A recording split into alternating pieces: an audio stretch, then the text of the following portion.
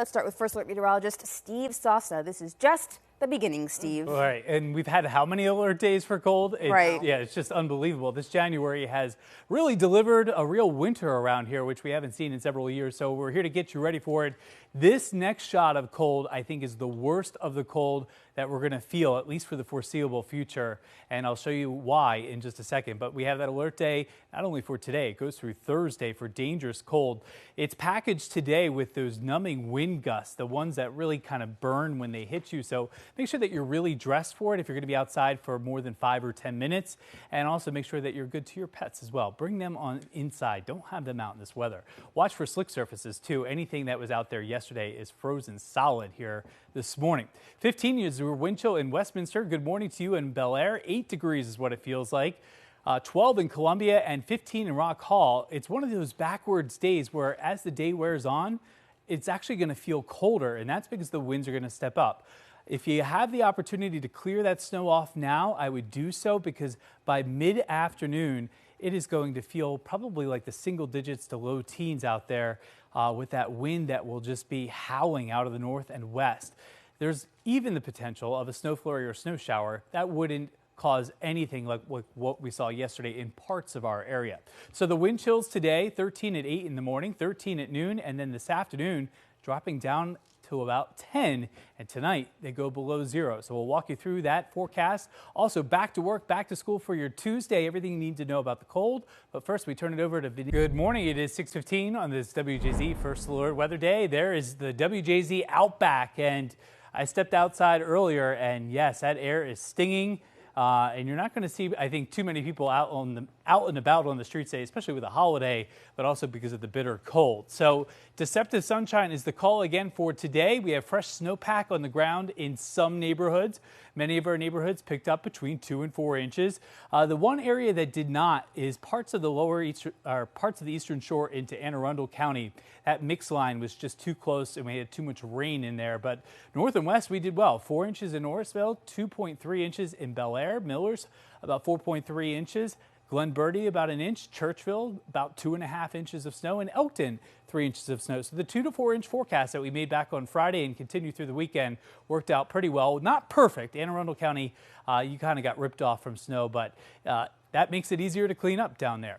Coldest air temperatures in years is on the way as we have this polar plunge coming, not just for us, but for much of the United States. Dangerously cold wind chills arriving here as early as tonight, and then through tomorrow morning, Wednesday morning, and then Thursday morning, it still will be pretty painfully cold, but by the afternoon hours, those winds shut down, and then we have a nice thaw on the way.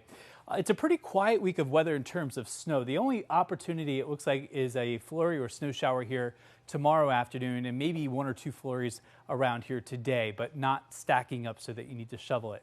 It is a clear sky in town. It's 23 degrees, west wind around 10 miles per hour, has the wind chill right around 14.